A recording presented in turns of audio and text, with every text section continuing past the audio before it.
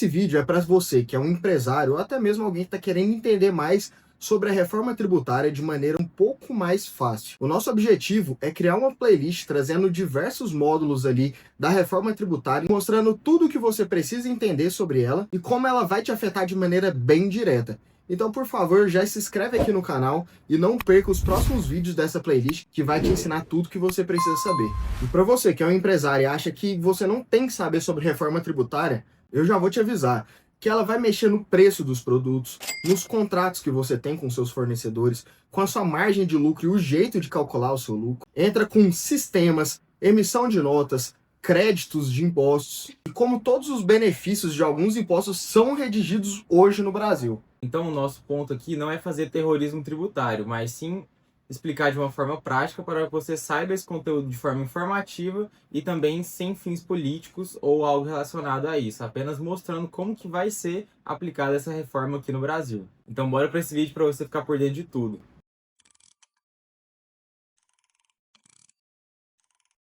Então, o que é a reforma tributária? É toda a forma em que o governo tem o desenho da operação. Então, se hoje em dia tem algumas partes que são confusas, cada estado é cobrado de uma forma diferente, o objetivo dessa reforma é reorganizar esse recolhimento de imposto. E não só a forma de recolher o imposto também vai se afetar diretamente em como o empresário toca a sua empresa, a precificação de seus produtos. Então, resumindo, está tentando criar mais previsibilidade e maior clareza nesse recolhimento. E para que diminua a complexidade das leis que foram vindo sendo agregadas de pouco a pouco através de PECs e outras emendas constitucionais, para que seja tudo em uma reforma só. Então, resumindo, a reforma não veio para beneficiar nenhum tipo específico, mas sim para padronizar e deixar menos complexo essa forma de recolhimento. Então, ao longo do tempo, nesse vídeo a gente vai te mostrar as outras regras que foram sendo implementadas para chegar no sistema organizacional que a gente tem hoje desses tributos. E você conseguir entender melhor como vai ficar a partir de como era. Mas o ponto-chave que você tem que entender é: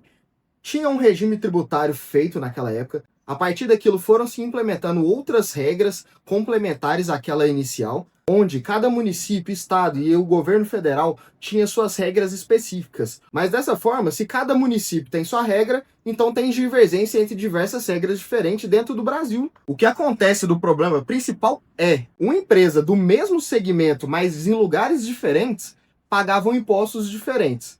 E a reforma tributária veio para tentar justamente quebrar isso. Então vamos a fundo a estrutura disso.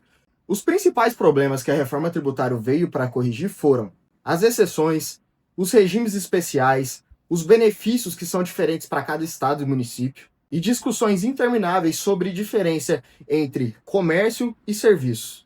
E o que isso gera para os empresários?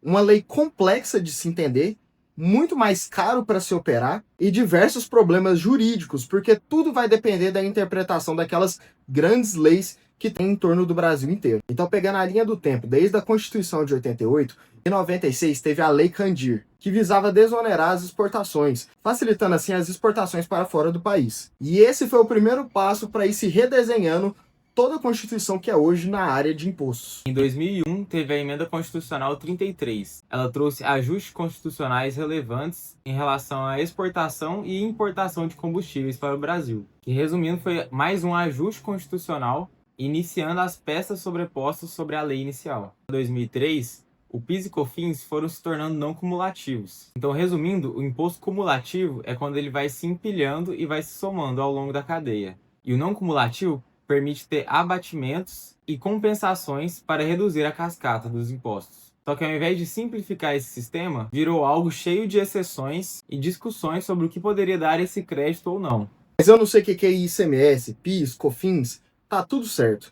Esse vídeo aqui a gente está te mostrando o que aconteceu ao longo da história, porque é muito importante você entender o que está acontecendo e como foi gerado o problema para entender a linha de raciocínio de como eles pretendem resolvê-los. Mas no próximo vídeo que vai ter aqui no canal, que vai ser o vídeo 2 da nossa playlist, a gente vai explicar exatamente o que significa cada um desses impostos. Os impostos que vão mudar e os impostos que não vão mudar com a nova reforma tributária. Na Emenda Constitucional de 42, em 2003, eles fizeram uma pequena reforma tributária, trazendo assim um novo sistema tributário, tentando corrigir as distorções desses impostos com algumas mudanças relevantes. mas acaba que a estrutura de vários tributos sobre o consumo permaneceu. Então, o ICMS e o ISS, o PIS e o COFINS e o IPI. Já com a Emenda Constitucional 87 de 2015, o ICMS do e-commerce ganha um pouco de força, porque o ICMS é um imposto cobrado por estados, diferentes estados. Só que você comprando do seu estado uma mercadoria de outro estado, aquele tributo ia para um estado só. Então foi daí que surgiu o famoso DIFAL, que é a divisão dessa carga de ICMS entre os diferentes estados. Isso já mexeu um pouco com precificação, operação e emissão de notas em diversos estados. Um pouco dessa sensação de reforma tributária que a gente vai viver agora no ano de 2026. Em 2019, teve a PEC 45 e a PEC 110. E foi a partir dessas duas propostas que a gente começou a ver a reforma com o corpo que ela está criando hoje. Resumidamente, essas PECs propunham algumas mudanças no sentido do IVA. O IVA é o Imposto sobre o Valor Agregado. E isso substituiria vários outros tributos de consumo. A reforma foi promulgada com uma emenda constitucional de 132, que trocaria a lógica de vários tributos pelo IVA, no formato dual, com o IBS e o CBS. Então calma que a explicação já está acabando. O que você já entendeu até agora foi que vai se trocar então os impostos pelo IBS e CBS. E esses dois juntos é chamado de IVA, que é o Imposto sobre o Valor Agregado. E isso foi feito desde 2023. Além das mudanças de impostos, vai ter uma grande evolução na tecnologia utilizada para apuração dos mesmos. E tudo isso começou a ser mais observado em 2025. Então, a Lei do Complementar 214 de 2025 já trazia a regulamentação de alguma dessas partes, como o IBS, o CBS e o Imposto Seletivo, o conhecido como Imposto do Pecado. E os impostos principais, que são IBS e CBS, vêm para trazer neutralidade, diminuir a discrepância entre os estados e municípios. Tudo que a Lei Complementar 214 traz, a gente vai trazer futuramente em outros vídeos explicando bem detalhado.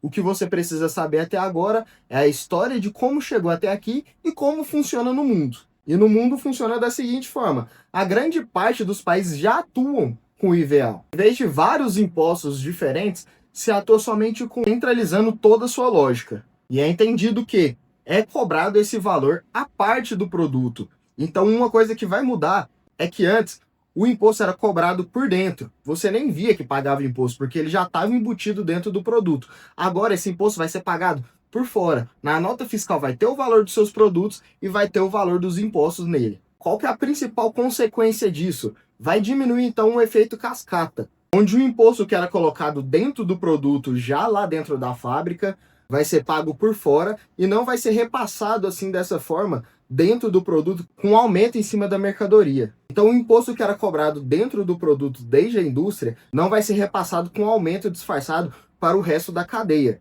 Ele vai ser passado por fora, gerando créditos ao longo de todos os processos, com a intenção então de diminuir esse efeito cascata. Mas a gente ainda não sabe se isso vai funcionar. E em decorrência desse cenário atual brasileiro, gera dois pontos muito importantes. O primeiro é insegurança jurídica, que várias empresas não sabem se ela está rodando 100% certa de acordo com os impostos, até ela sofrer uma autuação. E o segundo ponto é uma distorção competitiva. Através de algumas engenharias tributárias, algumas empresas conseguem fazer esse abatimento dos impostos e acabar pagando menos e tendo mais lucro no final. E esse tipo de empresa acaba saindo na frente e não necessariamente quem é o melhor empresário. É dessa forma que o nosso país resolveu lidar com isso, então o nosso objetivo é entender e enfrentar essa situação nos adaptando.